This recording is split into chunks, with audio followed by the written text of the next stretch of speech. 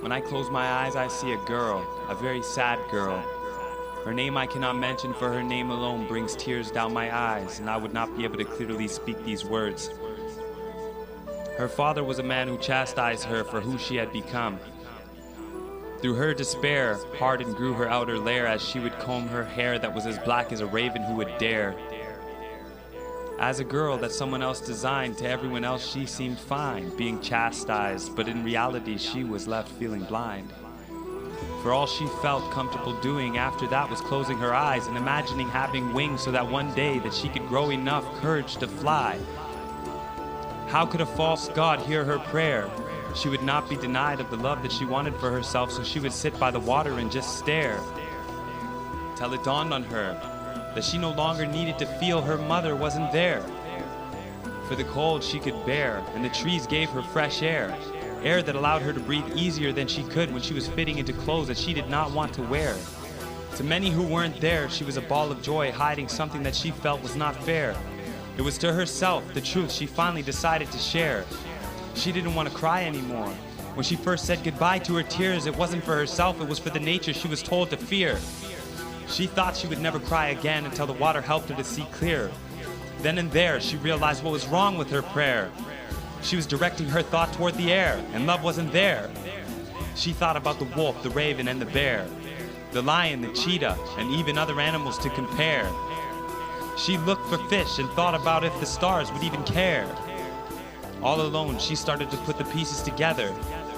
Why did she adore the weather and couldn't care less about being a child searching for materialistic treasure? Why did no one defend her?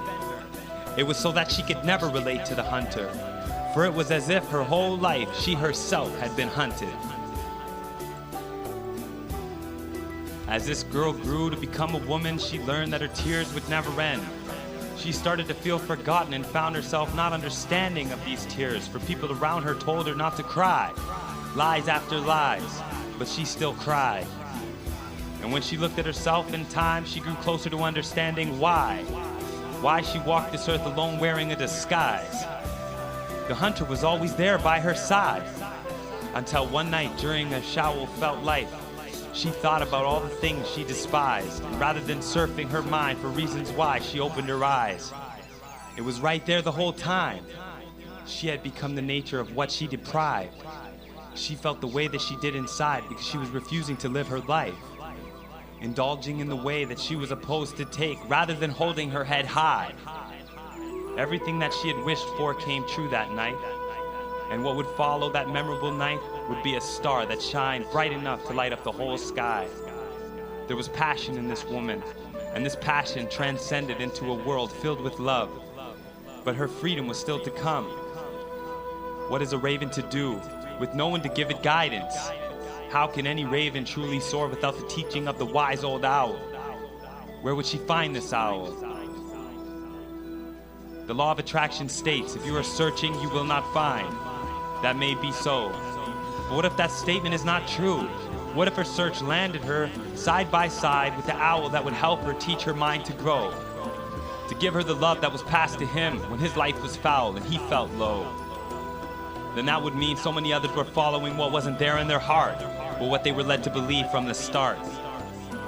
I would like to think that woman could move forward without always having to travel back in time to that place by the water where the world wasn't by her side. But if I manifested that thought, it would be a lie. And I speak the truth, for an owl am I. And love has guided you to me, for we both know why. The journey has just begun, and we will get where we're going, but only in due time. The raven is a vibrant spirit who holds no bound, pledges no allegiance. In another life, the raven stole the sun, the moon, and the stars from a greedy king and returned these beautiful things to the sky. And it is because of this vibrant spirit that I am here, unable to speak a lie.